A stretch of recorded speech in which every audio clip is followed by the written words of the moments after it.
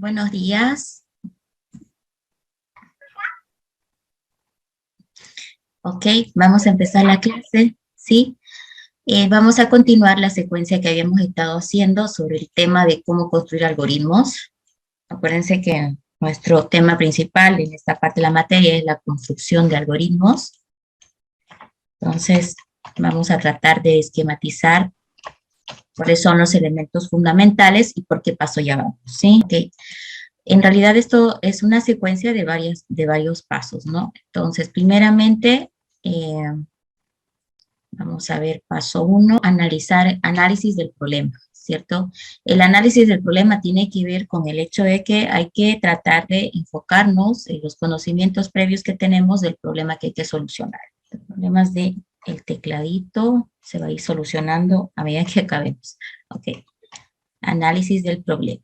En un siguiente paso, normalmente nos enfocamos en lo que es el diseño del algoritmo mismo, aunque en el análisis del problema ya hemos estado enfocándonos en cómo va a ser nuestro algoritmo, porque el análisis se basa principalmente en 3 elementos que hay que tratar de tenerlos claros. Ya, estos elementos son, 1, el tema de las entradas del algoritmo, ¿sí? ¿Qué entradas requiere? 1, esas serían las entradas, y las entradas están asociadas con variables, ¿no? Eso sabemos también. Tenemos también, a ver, ¿qué más le seguía? ¿Alguien me puede ayudar? El proceso mismo. El proceso es donde ya realmente se está solucionando el problema, ¿sí? Es donde estamos definiendo qué pasos voy a hacer para solucionar el problema, pero esos pasos no se pueden hacer a veces porque no tengo las entradas o los datos suficientes para lograrlo. Y una vez que el proceso haya logrado construir el resultado o la salida, pues nos vamos al último paso, que es salida, ¿no? Que también está asociado con lo que son variables, ¿no? Porque puede haber más de una salida en un algoritmo. ¿Ok? Entonces, estos componentes son detectados en la etapa de análisis del problema. Ahora, la forma de enfocarnos en el problema que hay que solucionar tiene mucho que ver con los problemas previos que en algún momento hubieran solucionado o problemas similares, ¿no? Que hubieran solucionado. Entonces, por ese motivo, es importante que ustedes comiencen a hacer ejercicios de práctica para que esto no sea muy complicado, ¿ya? Entonces, ahí está el paso 1 y eso es lo que hemos enfocado en la anterior clase. Ahora estaríamos trabajando el segundo paso, ¿no? Que tiene que ver con el diseño del algoritmo. Y es que el diseño del algoritmo ya tiene que ver con otra secuencia de pasos, ¿no? Que están enfocados básicamente en establecer claramente el significado que tiene principalmente 3 cosas, ¿no? Uno, bueno, vamos a reducir a 2, ¿sí? A 2 de las 3 para que sea más clarito, de esta manera. Y esas 2 cosas son, número 1, la variable, que hemos estado hablando de esto ya bastante, pero nunca habíamos dicho de qué se trataba. Hoy justamente vamos a hablar de ese tema. Es que la variable está metida dentro del análisis del problema también, ¿ya? Ahí mismo está metido el concepto de la variable. Entonces, en el análisis, en la entrada y en la salida, pues están metidas las variables. Y para construir la solución del proceso, también están metidas las variables, ¿sí? Entonces, por ese motivo es importante definir el concepto de la variable misma, ¿ok? Entonces, la variable la vamos a definir hoy y luego tendremos que hacer una secuencia para entender bien claramente el significado de los otros componentes que son, uno, ok, acá lo vamos a poner, las estructuras algorítmicas, ¿sí? Entonces, las estructuras algorítmicas van a propiciar, ¿sí?, que nosotros podamos construir el algoritmo de una manera organizada o secuencializada, ¿sí? Organizada más que todo, ¿ya? Ahora, esas estructuras algorítmicas, ¿cuáles son, no? Esa sería la pregunta. Bueno, principalmente hay 3, ¿ya?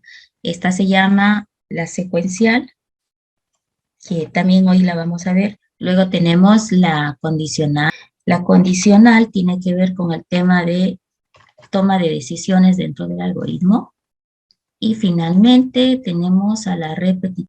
Entonces, eso es el proceso completo ya, y de esto ya hemos avanzado algunas cosas, ¿no? Vamos a ir mostrando las siguientes clases, esta secuenciación.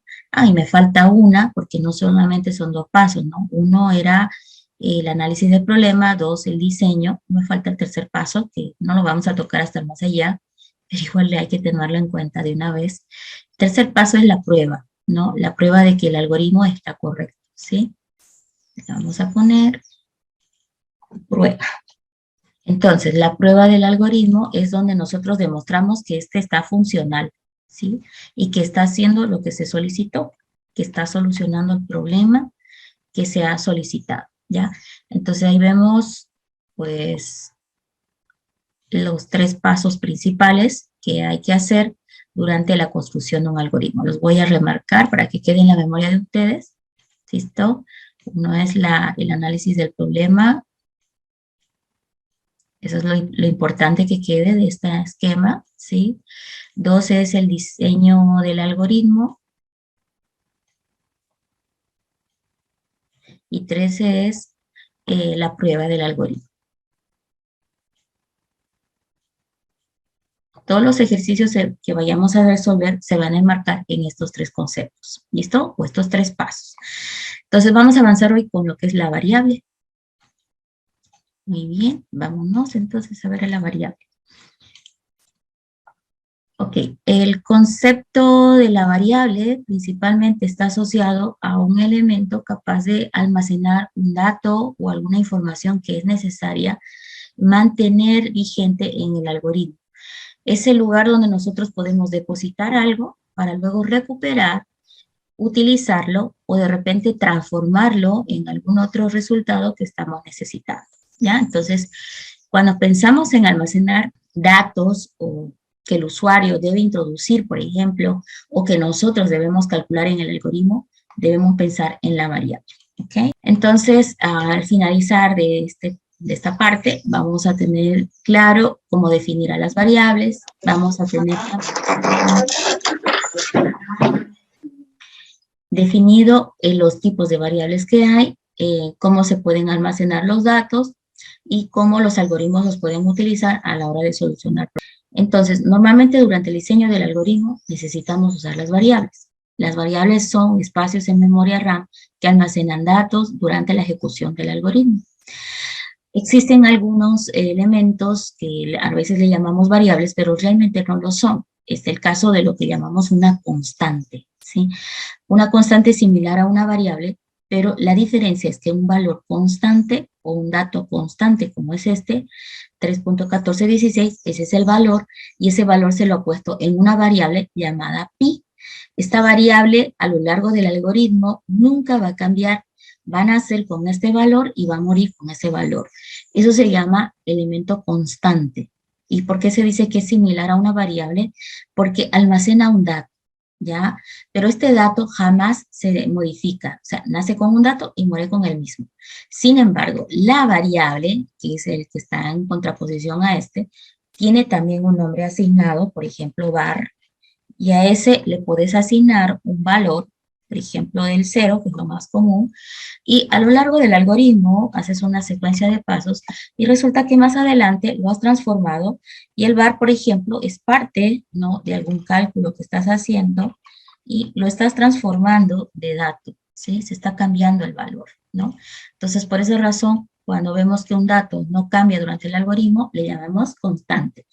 Pero cuando vemos que un dato con un nombre y valor cambia a través del algoritmo, ese se llama generalmente variable, ¿ok? Entonces no vamos a confundir jamás estos dos conceptos porque está muy fácil de recordar. Entonces las variables o constantes también podemos incluir en el concepto de constante, tienen siempre definido su nombre, su valor y su tipo. El nombre de la variable, para que nunca se equivoquen, pónganlo en una palabra nada más, sin signos especiales, solo letras, y pueden acompañarle números al final del nombre, ¿sí? Por ejemplo, nom 1, nombre 1, edad 2, edad 3, edad 4, pero fíjate que son una sola palabra, no hay espacios y no usar caracteres especiales es lo mejor, ¿ya? Ahora, además del nombre que tiene la variable que sirve para identificar qué más o menos va a almacenar, pues tener alguna buena idea, ¿ok? El valor que se le va a depositar en la variable es importante porque esa es la razón por la cual realmente la estamos necesitando, porque hay que depositar en él algún valor que va a almacenar. Ahora, los valores tienen diferente naturaleza, ¿no? Pueden ser números enteros, reales, pueden ser cadenas, pueden ser también valores booleanos, o sea, tienen diferentes tipos. Entonces, a lo largo del algoritmo que vamos a avanzar, generalmente utilizamos estos tipos de variables que estamos viendo en este resumen. La numérica, ¿sí? Entera, en inglés la llamamos integer, la numérica real, el double, ¿sí? La booleana, el bool, que almacena valores falso verdadero, o true and false en inglés, y el tipo cadena, que en inglés le llamamos string. Y acá, por ejemplo, miren, la variable está almacenando el valor Juan Pérez, que tiene caracteres especiales como el espacio, y para evitarnos problemas de poder discriminar el tipo de variable numérica, que puede ser real o entera, con la cadena o la booleana que tiene true and false, nunca olviden que la cadena siempre tiene el valor encerrado en comillas dobles, ¿sí? Entonces acá, por ejemplo, le estoy poniendo a la variable llamada A el valor de Juan Pérez, ¿sí? Y no hay duda de ello porque está encerrado con doble comilla, ¿listo? Entonces ahí están los tres tipos de variables que normalmente vamos a utilizar. Dependiendo en qué lo programen, pueden haber otros tipos de variables porque los lenguajes de programación que traducen los algoritmos a la computadora generalmente manejan diversos lenguajes de programación, ¿ok? Entonces, las variables de qué nos van a servir. Bueno, es que ellas van a armar expresiones en nuestro algoritmo, ¿ya? Ahora, estas expresiones que van a armar tienen dos características, ¿no? Tienen por un lado el operando y por otro lado el operador, ¿sí? El operando es normalmente llamado a, pues, la variable misma que está trabajando alguna operación de alguna expresión, ya sea aritmética, ya sea relacional o lógica, ¿sí? Entonces, las expresiones combinan estos dos elementos, el operador y el operando. El operando tiene el valor, tiene el dato, ¿sí? Que hay que realizar la operación aritmética, lógica o relacional. Y el operador es el que te indica qué operación vas a realizar. Miren, acá está un símbolo mayor. Entonces aquí tú sabes que está comparando el de la izquierda con el de la derecha, ¿cierto? Entonces ahí, por ejemplo, el operando es el 100 y el 50 y el operador es el símbolo mayor, ¿ok? Ahora, en esta otra expresión dice total igual a 5 más 6. Acá, por ejemplo, la variable total se le está asignando, miren, se le está asignando el valor de el operando 5 sumado de el operando 6. Entonces, la variable total va a almacenar el valor de 11, que sería el resultado de esta suma, ¿no? Entonces, esa es la razón por la cual en esta parte vamos a ver los tipos de operadores, porque dependiendo del operador, va a haber un resultado diferente en el ejercicio. Normalmente el resultado que va a arrojar una expresión se lo depositamos en alguna variable, pero ese resultado depende de qué operadores han trabajado por este lado, ¿cierto? Entonces hay operador de asignación, que el único que van a conocer es justamente este símbolo igual, ya el operador de asignación. Están los aritméticos, los de las 4 operaciones básicas que ustedes han hecho en matemáticas, ¿sí? Los relacionales, que son los de comparación, como el mayor, el menor, y los operadores lógicos o booleanos, que vienen en la álgebra de Boole, el and, el or, el not, etcétera, ¿sí? Entonces, pues desde ese punto de vista, ¿no? Ya tenemos los 4 tipos de operadores que vamos a ir trabajando a lo largo de nuestros algoritmos, ¿ya? Y ahora la pregunta, pues, principal es, ¿no? ¿Cuáles son estos? Bueno, aquí está. El de asignación, que es súper importante, no se olviden el símbolo igual. Aritméticos, los clásicos, más menos por, barrita de división, fíjense, para la derecha, y barrita inversa hacia la izquierda. Sí, este de acá es división, le decimos división normal, o sea, la división real con punto decimal, y a esta otra le llamamos división entera, ¿sí? Entonces, ¿qué significa eso? Que, por ejemplo, puedes tener que x es igual a 5 dividido entre el 2. Y esto, por ejemplo, va a significar que x es igual a 2.5. Por otro lado, si dices que y es igual a 5 división entera entre el 2, estás asumiendo de que el y es igual a la división entera, significa solamente parte entera. En este caso significa un 2, ¿no? Entonces ahí está la diferencia entre esos operadores. Ahora, ¿qué es el mod? El mod lo hemos utilizado cuando hicimos conversiones numéricas. Ya es un operador que es muy útil porque es capaz de recuperar el resto o el residuo de una operación de división. Por ejemplo, yo puedo decir z, bueno, a, ¿sí? La variable a que sea igual a 5 mod 2. Y eso significa que el a vale ¿cuánto? 5 dividido entre el 2 es de a 2. 2 por 2 es 4, me sobra 1, ¿sí? Entonces el a va a valer 1. Ese es el mod, el residuo de la división. Puedes tener, por ejemplo, un b que diga 8 mod 2. Y 8 dividido entre el 2, ¿no es cierto? Es de a 4. 4 por 2 es 8, al 8, 0. Entonces el mod me va a devolver acá un 0.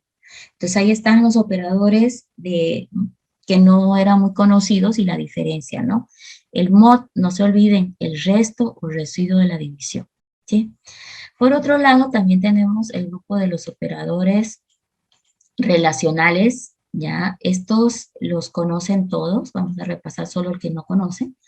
Mayor, mayor o igual, menor, menor o igual, igual. Sin embargo, acá voy a hacer una aclaración, no sé por qué esto se grabó. Este igualdad lo vamos a hacer con un solo símbolo, ¿sí? Solamente un símbolo de igualdad, ¿ok? Entonces eso significa que acá, por ejemplo, van a ver que está pegadito, es uno solo. Igualdad lo vamos a comparar con un solo símbolo igual. En algunos lenguajes se hace con el doble igual. Nosotros lo vamos a hacer con uno solo. Y el distinto, que sería este con mayor, menor encontrado. Entonces esos dos de repente hay que esclarecer. Vamos a hacer por acá. Este significa igualdad, ¿sí? Es con el igual y distinto es con el menor, mayor encontrado. Entonces ahí están esos dos esclarecidos. Y bueno, los operadores lógicos o del álgebra de Boole solo tendrían que asociarlos porque ya los conocen. Por acá tenemos lo voy a aclarar mejor por acá, el Piper, que es la barrita vertical. Ese es como la disyunción. Yo le digo, le voy a poner símbolo igual indicando qué significa, ¿sí?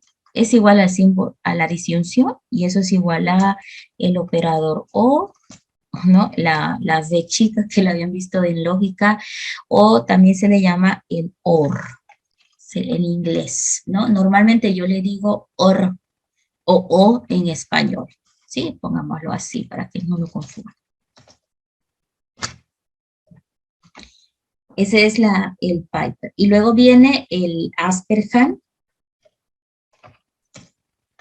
Y este significa, el Asperhan significa ant. Es la conjunción. Ese venía con la V volcada, ¿sí? En diagramas de flujo, a este le llamamos en inglés como ant, y que significa en el fondo I, ¿sí? Es el I o el ant. Entonces, normalmente yo lo escribo, ¿sí? Pongo OR y pongo AND.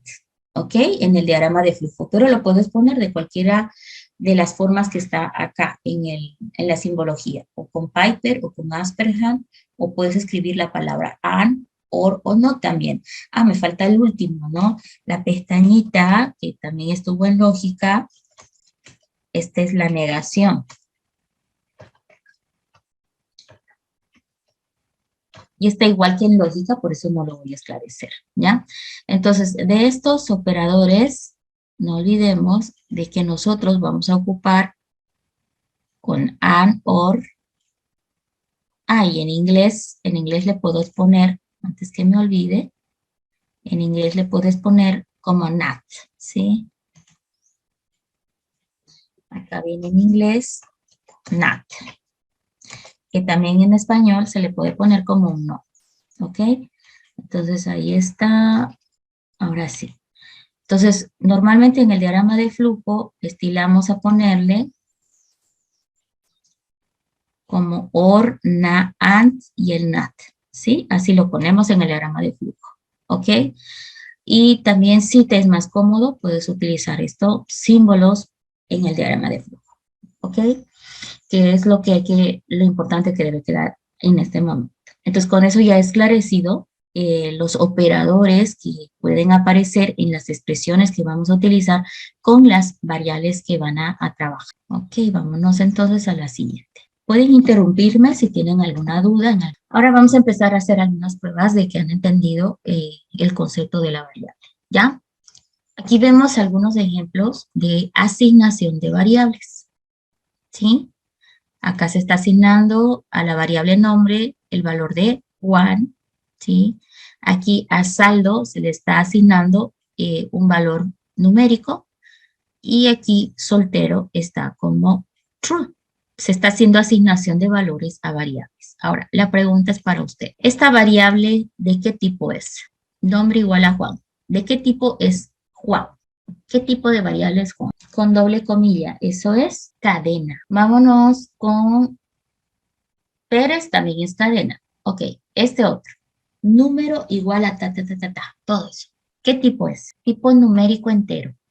Tiene que ser con esa palabra numérico entero porque existen dos tipos de numérico. Este es entero porque es solamente el número. Y este otro, ¿qué tipo es? Lleva un puntito.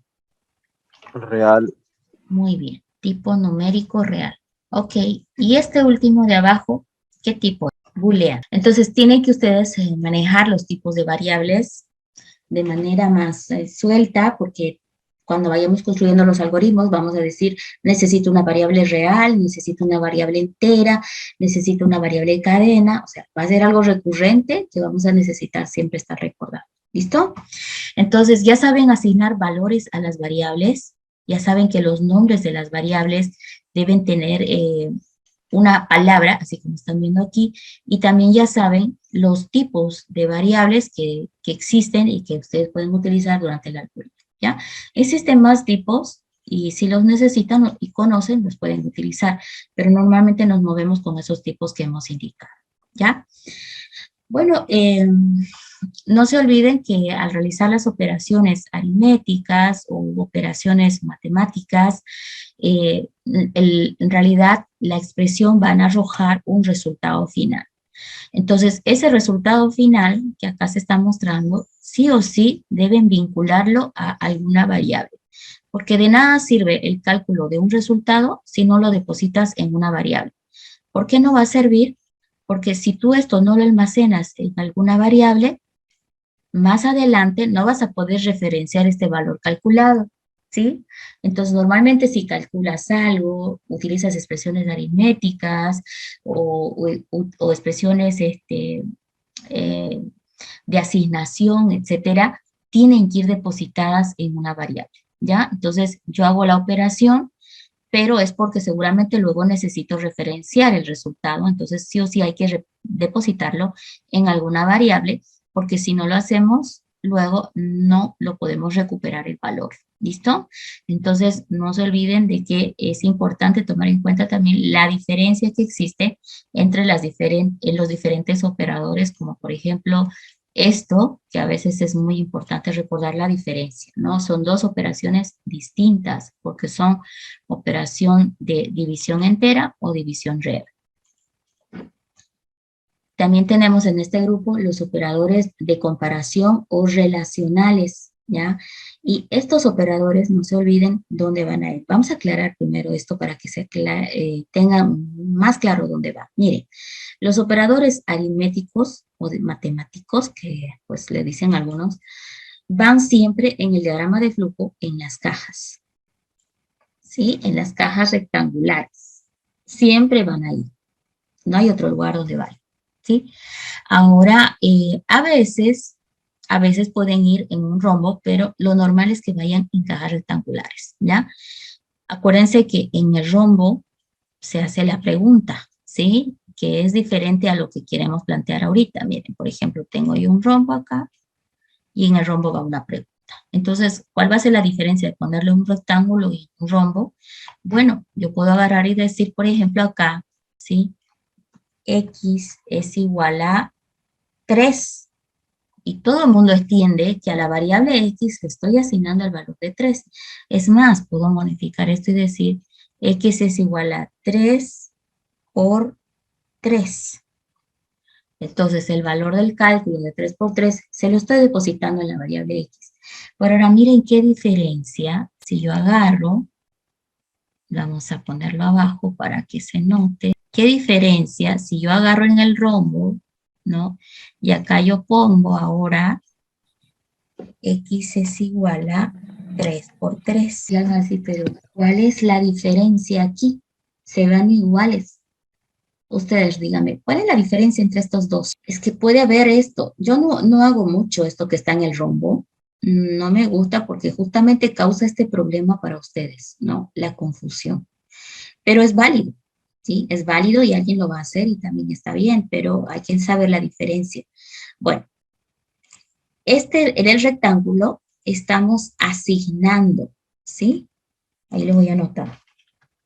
Asigna a la variable X el valor 9, ¿sí? Que es el resultado del cálculo que está haciendo. Ahí nunca tengan la duda. Se está calculando y se está asignando a la variable X. Aquí puede ser que tengas la duda, ¿no? Porque alguien puede pensar, ¿está haciendo lo mismo? No, ese es rombo. El rombo es pregunta, ¿sí? Entonces, está preguntando. X igual a 3 por 3, está preguntando. Y eso no es lo mismo, ¿ok? Entonces, aquí está haciendo la pregunta, la comparación. Compara, ¿sí? Si X es igual a 3 multiplicado por 3. Y ustedes saben que eso es, en este caso, bueno, no sabemos cuánto valía X, por lo tanto no sabemos. Ahí está comparando, está preguntando. Entonces, por estas dos cosas son completamente diferentes, ¿ya?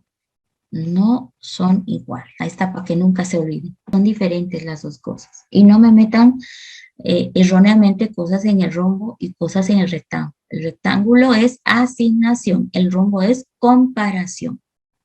Entonces, el símbolo igual causa este tipo de complicaciones porque lo tenemos en el cuadrado y lo tenemos en el rombo porque sirve para asignar y sirve para comparar también, ¿ya? Sirve para comparar también, ¿ok?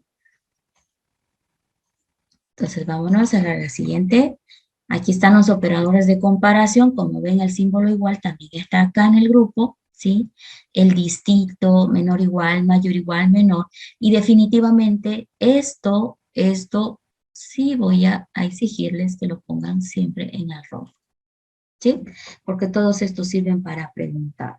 El valor el resultado que arroja estas comparaciones solo puede ser o falso o verdadero. Esa es la otra cosa que hay que tomar en cuenta, ¿no? Si se va para la izquierda, tiene un resultado, si se va para la derecha, tiene otro resultado, pero estos resultados normalmente acá me gusta etiquetarlo como B de verdadero.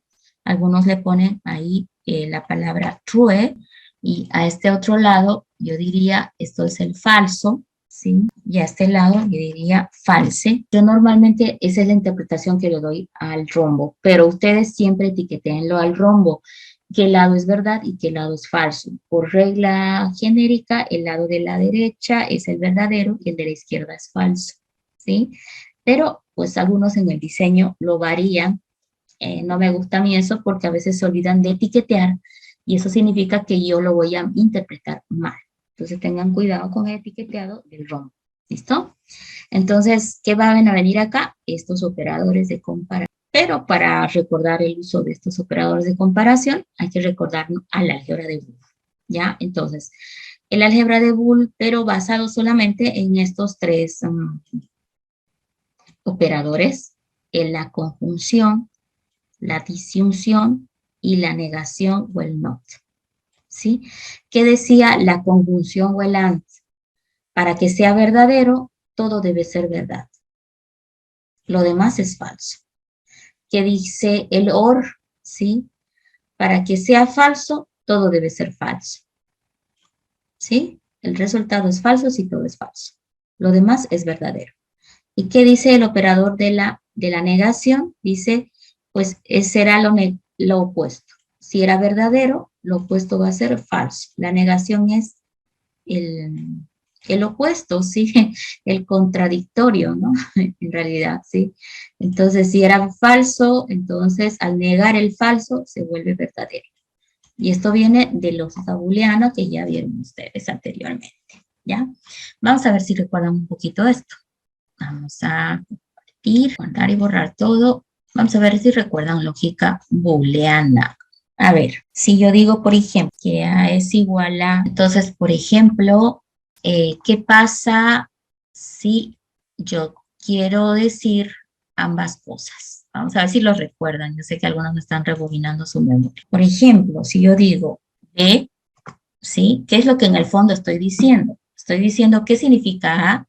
A significa hoy, and, iremos a la piscina. Pero ya visto desde el punto de vista más claro, diremos hoy hace calor y iremos a la piscina.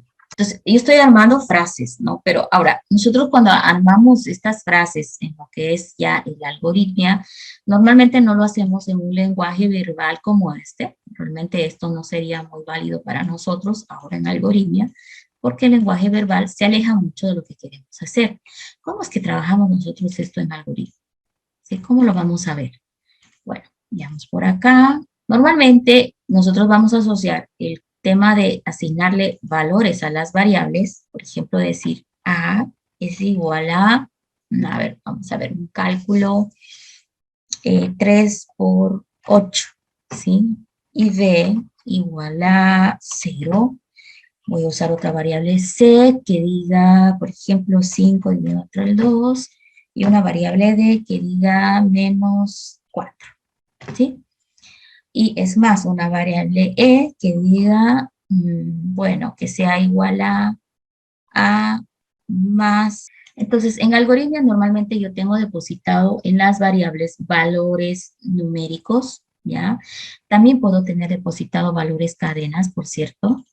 Por ejemplo, puedo tener un F que diga, a ver, Juan Pérez, un G que diga 34, y esa es una cadena porque está en doble comillas, ahí no tenemos que tener duda, ¿sí? Si por una parte tenemos nosotros, ¿no? Estos datos en nuestro algoritmo, ¿qué cosas yo puedo hacer con eso? A lo largo del algoritmo, puede ser que yo tenga cosas como esta, ¿no? Decir, ok, A es mayor o igual que B. ¿Cuál sería la respuesta a esta operación? Fíjate que esto tienes que imaginar que está metido dentro del ROM, porque el único que pregunta es el ROM. Y esto yo lo estoy trayendo de haberlo pensado, ¿no? De haberlo pensado, de ahí lo estoy pensando, ¿no? O lo estoy pensando de asociar la variable A con la variable B, ambas, ¿ok? Entonces, ¿cuál sería la respuesta para esto primero? A mayor o igual que B. ¿Qué me dicen? ¿Falso o verdadero? verdadero. Si A vale 3 por 8, es como que dijera 24. 24 es mayor o igual que 0, verdadero. Entonces, esto definitivamente se va a ir por verdadero. Y el lado de falso va a quedar así como está. Ahora, esta es una comparación simple, ¿ya? Vamos a ponerle acá su etiquetita que diga OCO, ¿sí? Es decir, que se va por este camino, ¿ya? Ok, ahora si sabemos nosotros o entendemos el concepto de la comparación, vamos a hacerle una pequeña adición. Ahí solo dije A mayor o igual que B.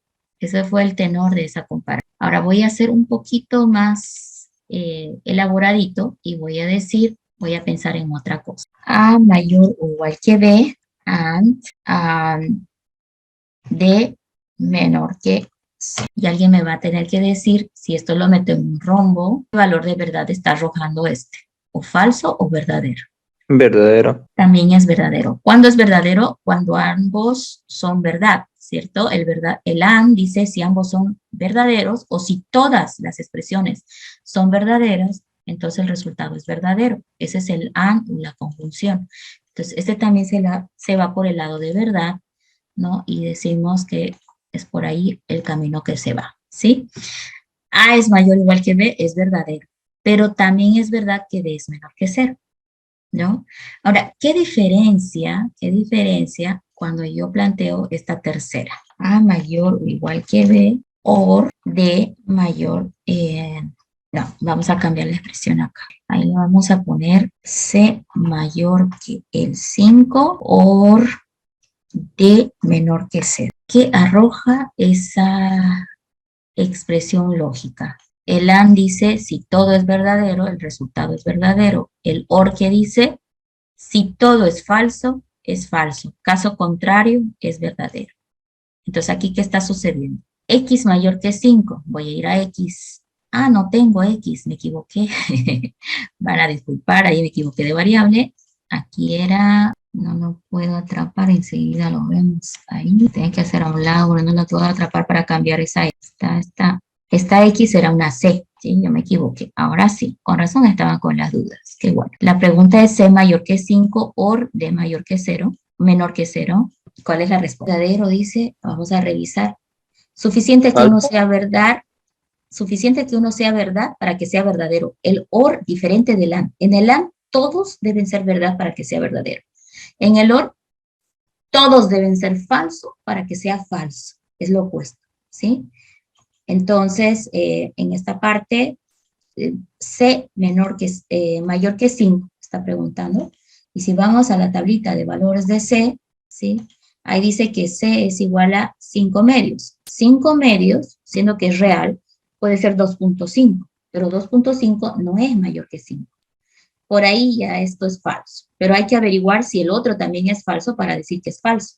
D menor que 0, el D es menor que 0, sí, porque es igual a menos 4. Entonces, falso o verdad me da verdadero. Porque alguno fue verdadero, esto ya es verdadero. Entonces, este se va por verdadero. Entonces, ahorita hemos hecho ejercicios de lógica, ¿ya? Entonces, normalmente la lógica que planteamos no va a estar en palabras, como hemos visto acá, sino más bien va a estar depositada en una simbología numérica. Por esa razón, no hay normalmente dudas del comportamiento. Pero ¿cuál es el problema que tienen? Se olvidan de la tablita del AND, el OR y el significado del NOT, ¿sí? Fíjense qué diferencia, miren esto, si yo agarro y aquí adelante de esta expresión le meto pues una simple pestañita, pero de manera correcta, ¿no? La pestañita niega una expresión. Ahora, miren, en ese ejercicio, si simplemente le introduzco la pestañita, ¿qué es lo que va a pasar? ¿Sigue siendo correcto? Esa es mi pregunta. ¿Sigue correcto o ya no es correcto el que es verdadero? Vendría a ser falso porque lo está negando. Estoy negando, correcto.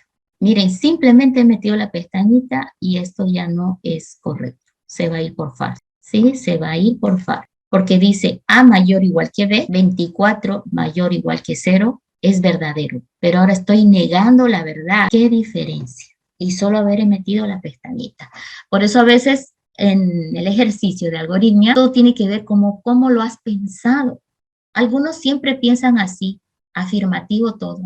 ¿no? Y arman su pregunta en función a ello. Y a veces se complican con la pregunta de maneras diversas, ¿no? O sea, redundan, se complican, no encuentran, pero tal vez solamente si lo hubieran visto al revés, con una negación, se hubiera hecho más sencillo el ejercicio, ¿ya? Entonces, no se olviden que es como un haz la negación, que a veces con solo haber metido la pestañita, nuestro algoritmo pues se arregla porque se acomoda de manera correcta, ¿ya? Entonces no se olviden de la negación, ¿ok? Bueno, con eso ya hemos terminado la práctica de lo que son las variables. Vamos a volver a la pantalla anterior. Y bueno, ustedes continúan, por favor, con el resto de estos ejercicios que ya son, que van a estar en la plataforma. Deben completar el resto de los ejercicios que son parecidos a lo. Con eso hemos concluido lo que es el tema de la variable. ¿Tiene alguien alguna pregunta sobre esto que hemos visto el día de hoy? Todo el mundo tiene claro. Las variables van a ir en los rectángulos o van a ir también en los rombos o los diamantes, ¿ya? Y con dos objetivos. Uno, calcular algo para almacenar el valor en una variable, ¿no? O en algún nombre de variable, o comparar algo en los rombos. Los rombos solo sirven para comparar. Miren, tengan mucho cuidado con esta interpretación. Piensan que es lo mismo estos dos. No sé por qué lo confunden. Yo no puedo confundirme porque uno está en un rectángulo y significa asignación del 3 a la variable y. El segundo es un rombo, significa comparación. ¿Qué está comparando? X será que es igual a 3, está diciendo. No es lo mismo, son cosas diferentes. ¿Listo? Entonces, eso tiene que quedar en el recuerdo del día de hoy, porque este es el error más común que he visto en los ejercicios de algoritmo que han planteado. ¿Ya? Entonces, pero ustedes no lo van a hacer. Vamos a ver este semestre cómo no. Bueno, si no tienen más preguntas, voy a pasar al segundo ejercicio que tiene que ver ya con lo que son las estructuras algorítmicas. Vamos a recordar un poquito. Voy a ir a abrir el resumen que habíamos hecho al principio de la clase. A mí me gustaría todo esto verlo en una sola clase, pero es imposible que no vayan a tener la paciencia y me capten todo lo que voy a decir si es que lo hacemos de esa manera. Denme un minutito, voy a recuperar la pizarrita anterior, ok, la vamos a compartir. Están viendo, ¿verdad? En pantalla la pizarrita anterior donde estaba el resumen de la clase de hoy. Sí, fíjense que estamos avanzando de a pasos. El análisis del problema, pues ya lo tenemos estudiado en un tema anterior, ¿no? Hoy estuvimos viendo la construcción ya del algoritmo, hemos barrido a lo que es la variable y ahora tocaría comenzar a ver lo que son las estructuras algorítmicas, que son las que nos permiten construir nuestros algoritmos, ¿ya? Y en ese grupo están tres estructuras, la secuencial, la condicional y la repetitiva. Entonces vamos a irnos a continuar avanzando.